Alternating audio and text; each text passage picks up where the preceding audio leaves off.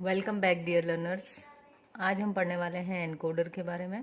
और इसे कंटिन्यू करने से पहले मेरी आपसे एक रिक्वेस्ट है कि यदि आपको इस चैनल पर एक भी वीडियो कोई भी आपको काम की लगी हो तो एक सब्सक्रिप्शन आपका बनता है ना। और आप उसको अपने फ्रेंड्स के साथ भी शेयर करें, क्योंकि मैं आपके लिए मेहनत कर रही हूँ वीडियो बनाने की, तो इतना तो बनता है कि आप सब्सक्राइब ज़रूर करें एंड लाइक भी करें। इससे मुझे मोटिवेशन मिलेगी कि जो मेरी वीडियोस हैं दे आर वर्थ इट, कि कोई चैनल को सब्सक्राइब करें एंड वीडियोस को लाइक करें। तो हम इसको शुरू करते हैं। एनकोडर क्या है? ये हमारा एक कॉम्बिनेशनल लॉजिक सर्किट है जो क्या करता है, मेनी इनपुट्स लेता है और उन इनपुट्स को लेकर के वो उसको सम आउटपुट्स में कन्वर्ट करता है। ठीक है। अब सम आउटपुट्स में क्यों? क्योंकि वो क्या करता है, जो भी आप एक लैंग्वेज में दे रहे हैं या एक नंबर सिस्टम में उसको जो भी इनपुट दे रहे हैं उसको वो दूसरे नंबर सिस्टम में कन्वर्ट कर रहा है। ठीक। तो यदि यहां मैं एग्जांपल लूं ऑक्टल टू बाइनरी एनकोडर का, ठीक है, तो इस केस में क्या होगा, हमारे पास में ऑक्टल के केस में कितने नंबर्स होते हैं? टोटल 8, मतलब 0 से लेकर 7 तक नंबर्स होते हैं। और बाइनरी में होता है आपका 0 और 1। ठीक। तो यदि मैं हम इसका ब्लॉक डायग्राम देखें तो ब्लॉक डायग्राम के केस में इसके पास टोटल 8 लाइन्स आएंगी, 1 2 3 4 5 6 7 एंड 8। Total 8 input lines. ये शुरू कहाँ से होंगी? 0 1 2 3 4 5 6 एंड 7। ठीक।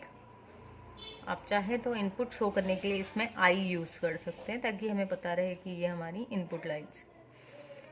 अब ये जो थी टोटल 8 इनपुट लाइन्स, और ये क्या कर रहा है, ऑक्टल टू बाइनरी। यदि आपने इससे पहले वाली वीडियोस देखी होंगी जिसमें हम बाइनरी कन्वर्जन कर रहे थे, तो हम ये जानते हैं कि 0 से लेकर 7 तक के जो नंबर्स हैं इनको बाइनरी रिप्रेजेंट करने के लिए हमें सिर्फ 3 बिट बाइनरी की रिक्वायरमेंट होती है। तो इसका मतलब यहाँ पर हमको कितने आउटपुट लाइन्स लगेंगी? ओनली 3, जिनको हम ए बी और सी से भी डिनोट कर सकते हैं। ये आपके ऊपर है कि आप इन वेरिएबल्स के नाम क्या लेना चाहते हैं। ठीक है। जो मेन चीज़ है वो ये है कि आपका कंसेप्ट क्लियर होना चाहिए कि हमने यहाँ पर क्या लिए हैं, 8 इनपुट लाइन्स, और वो किस में कन्वर्ट हो रही हैं? 3 आउटपुट लाइन्स में। तो अब यदि हम इसको तो कहेंगे हम ब्लॉक डायग्राम। अब यदि हमको इसका सर्किट डायग्राम देखना है तो सर्किट डायग्राम के लिए मोस्ट इंपॉर्टेंट होती है आपकी ट्रुथ टेबल। ठीक। तो ट्रुथ टेबल हम यहाँ पर बना लेते हैं और फिर हम सर्किट डायग्राम बनाएंगे।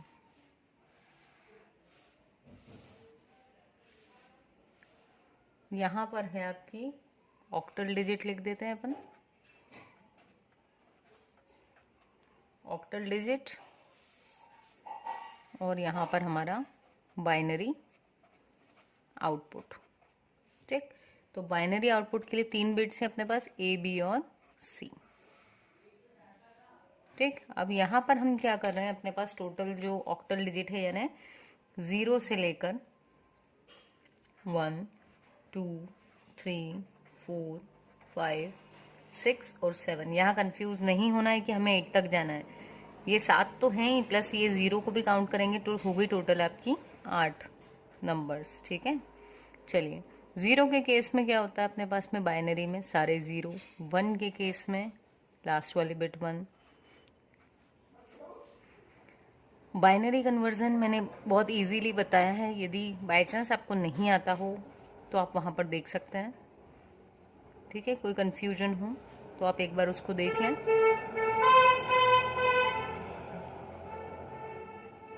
चलिए, तो ये हमारा एक ट्रुथ टेबल बन गया। यदि आप चाहें तो ये सारी बाकियों को भी लिख सकते हैं कि I0 I1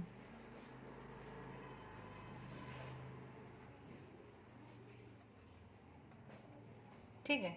तो अब हमें क्या करना है, अब हमें यहाँ पर से देखना है, क्योंकि ये जो अपने आउटपुट है इसके करस्पॉन्डिंग हमें इनकी वैल्यूज देखना है। ठीक। तो हम इसके लिए यदि निकालें वैल्यूज, तो आपका सी बताओ, सी पे वैल्यू 1 कब कब आ रही है? या तो सी पे वैल्यू I1 के कारण आ रही है 1, या फिर I3 या I5 और I7। जब भी यदि इनपुट पर ये वाली लाइन्स आ रही हैं, सिर्फ उस केस में हमारे सी पर मिल रहा है हाई, तो हम इसके बीच में और गेट लगा सकते हैं। देखिए, यहाँ पर यदि मैं हर ए, बी और सी, इन तीनों के लिए मुझे इक्वेशन लिखनी है ताकि मेरा सर्किट इजीली बनेगा। तो ए आपका 1 कब कब मिल रहा है? ए 1 मिल रहा है जब I4 आ रहा हो, इस पर यदि इनपुट मिल रहा है तब आपका 1 आ रहा है ए पर, या फिर I5, I6 या I7। ठीक, अब इन तीनों में से एक भी यदि नंबर आ रहा है यहाँ पर इनपुट में, उस केस में आपका 1, ए जो है उसकी वैल्यू 1 मिल रही। तो जैसे ही यहाँ पर या वाली कंडीशन आ गई कि ये हो या ये हो या ये, तो या मतलब होता है आपका और गेट, और मतलब प्लस। ठीक, तो हमने ए के लिए इक्वेशन निकाल ली कि I4, I5, I6 और I7। ठीक, अगर इनमें से कुछ भी है तो आपका ए जो है वो मिलेगा आपको हाई। अब हम देख लेते हैं बी के लिए। आप वीडियो को यहाँ पर पॉज करके खुद से भी निकाल सकते हैं और फिर टैली करें एक बार। तो बी की यदि मैं देखूं तो बी हाई कब कब मिल रहा है हमें? I2, I3, I6 और I7 पर। तो हम इसके लिए लिख सकते हैं equation I2 plus I3 I6 plus I7। ठीक है, उसके बाद में फिर हम सी की भी इक्वेशन लिख लेते हैं। सी आपको हाई कब कब मिला? सी मिला I1 पर, I3 पर, I5 पर एंड I7 पर। तो ये लिख लेते हैं हम।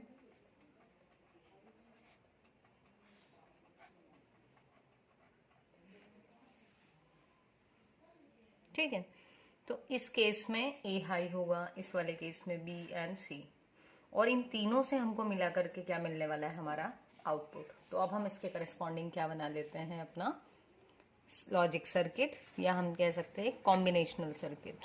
तो इसके थ्रू यदि हम बनाएं तो देखिए हमें जो इनपुट लाइंस थी कौन कौन सी लग रही हैं, हम यहाँ पर लिख लेते हैं आपकी इनपुट लाइंस I1, I2,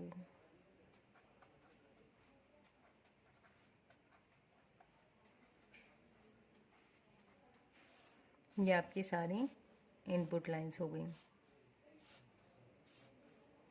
ठीक, अब क्या करना है? ये जो इनपुट लाइंस थी, इन इनपुट लाइंस को हम क्या कर रहे हैं? ए के लिए यदि मुझे डिराइव करना है तो कौन कौन सी लाइंस लग रही हैं आपकी? एक तो यूज़ कर रहे हैं हम I4, एक है आपका I5, I6 और I7। तो मैं ऐसे कर लूँ कि यहाँ पर इन चारों को यूज़ किया जब हमने, और इन करवाई इसकी, इसको जब और करवाया तो इसने क्या दिया हमें? ए। ठीक, उसके बाद में बी के लिए हमें क्या मिला है? बी के लिए हमने यूज़ किया I2, I3, I6। इसको रख लेते हैं यहाँ पर। बी के लिए I2, I3, I6 और I7। तो I2, I3, ये था आपका I2, I3, I6, मेरी थोड़ी ड्राइंग अच्छी नहीं है, एंड I7। चलिए, तो इससे क्या मिल गया हमें? बी। अब है अपने पास में सी। तो सी यानी I1, I3, I5 और I7। यहाँ I0 भी है पर वो किसी में भी यूज नहीं आ रहा है। तो सी के लिए I1 तो हम यहाँ से ले लेते हैं, ये लिया हमने I1, I3, I5 और I7। काफ़ी इजी हैं चीज़ें समझने के लिए, एंड मैं यही कोशिश करती हूँ कि कभी किसी को कुछ रटना ना पड़े, क्योंकि रटी हुई चीज़ों को हम भूल जाते हैं लाइफ में, लेकिन समझी हुई चीज़ें कभी नहीं भूलते। वर्ड्स चेंज हो जाते हैं भले ही हमारे, यदि हम एक्सप्लेन भी करने जाएं तो, लेकिन जो बेसिक कंसेप्ट होता है वो हमेशा सेम रहता है इन केस जब हम याद करते हैं। पर जब हम रटते हैं तो हम वर्ड टू वर्ड रटते हैं, और यदि एक वर्ड भूल गए तो फिर पूरा कंसेप्ट ख़त्म हो जाता है। सो ये है हमारा 8 ऑक्टल टू बाइनरी एनकोडर का कॉम्बिनेशनल सर्किट। ठीक है, जिसमें जो आपका I0 है वो किसी से भी कनेक्ट नहीं हुआ है, और ये जो बाकी की लाइंस थी ये कनेक्ट हुई हैं। ये किसके पास गई हैं, और गेट के पास, क्योंकि ए पे 1 कब मिलेगा, जब इनमें से एक भी वैल्यू हाई होगी, और इन तीनों के कॉम्बिनेशन से हमें क्या मिलेगा, आउटपुट मिलेगा। किस फॉर्म में, ऑक्टल फॉर्म, सॉरी बाइनरी के फॉर्म में। और यहाँ पर किस फॉर्म में जा रहा है आपका इनपुट, ऑक्टल फॉर्म में। ठीक है, सो आई होप आपको वीडियो समझ में आई होगी। एंड एक लाइक एंड सब्सक्राइब बनता है, और एक शेयर भी यदि करें आप अपने फ्रेंड्स के साथ में, तो मुझे लगता है उनके लिए भी वीडियो यूजफुल हो सकती है। तो please do support the channel. Thank you.